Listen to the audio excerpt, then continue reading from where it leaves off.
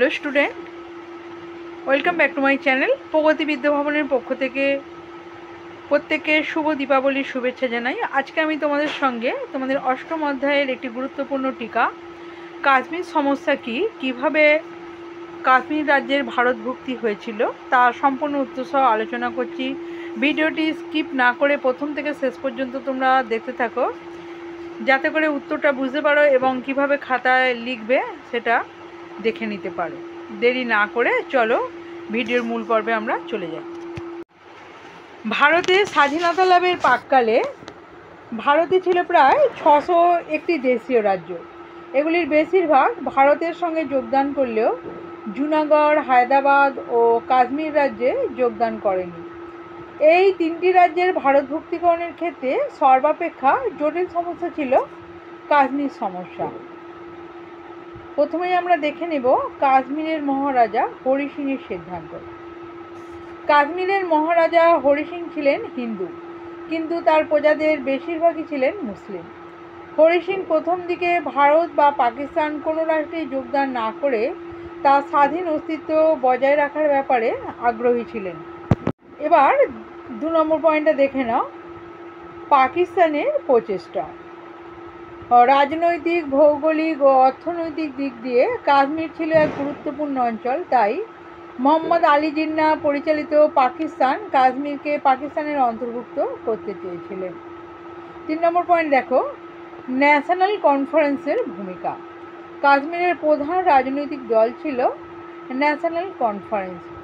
এই দলের সভাপতি শেখ আবদুল্লাহ কাশ্মীরের ভারতভুক্তির পক্ষে প্রবল জনমত গড়ে তুলেছিলেন।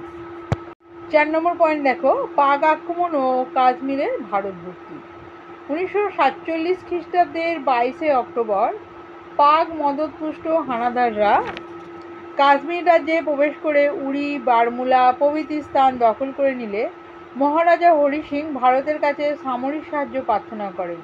কিন্তু ভারত সরকার শর্ত দেয় যে মহারাজা হরি সিং যদি কাশ্মীরকে ভারতভুক্তির দলিলে স্বাক্ষর করেন তাহলেই ভারত সাহায্য করবে।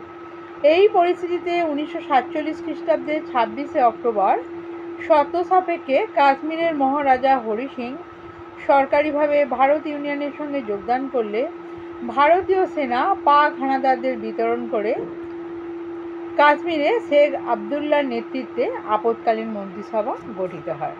এবার চলো 5 নম্বর পয়েন্টটা দেখে নাও, কাশ্মীর ও আজাদ কাশ্মীর। বিষয়টি কি সেটা ভালো করে বুঝে নাও।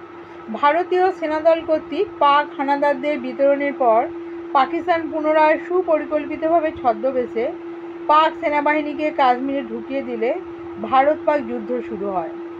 শেষ পর্যন্ত জাতিপুঞ্জের হস্তক্ষেপে যুদ্ধবিরতি ঘটে এবং কাশ্মীরের একটি অংশ পাকিস্তানের দখলে চলে যায়। এই অংশে পাকিস্তান আজাদ কাশ্মীর নামক সমান্তরাল সরকার প্রতিষ্ঠা করে এবং ভারতভুক্ত কাশ্মীরের ওপর পরিকল্পিত উপায়ে আক্রমণ চালাতে থাকে। এরপর একটা ছোট্ট করে মূল্যায়ন তোমাদের দিয়ে দিতে হবে যাতে উত্তরটা আরও ভালো হয়।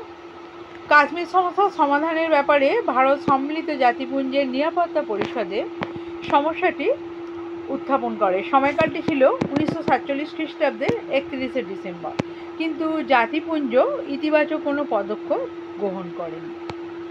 এই ছিল তোমাদের কাশ্মীর সমস্যা কি তার সম্পূর্ণ উত্তর সহ আলোচনা। আশা করি তোমরা প্রত্যেকেই এই ভিডিওটি দ্বারা উপকৃত হবে।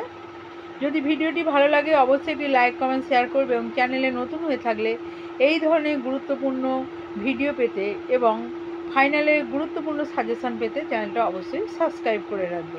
আজকে এই পর্যন্তই। খুব তাড়াতাড়ি আবারও তোমাদের সঙ্গে অন্য একটি ভিডিওতে দেখা হতে চলেছে। ধন্যবাদ।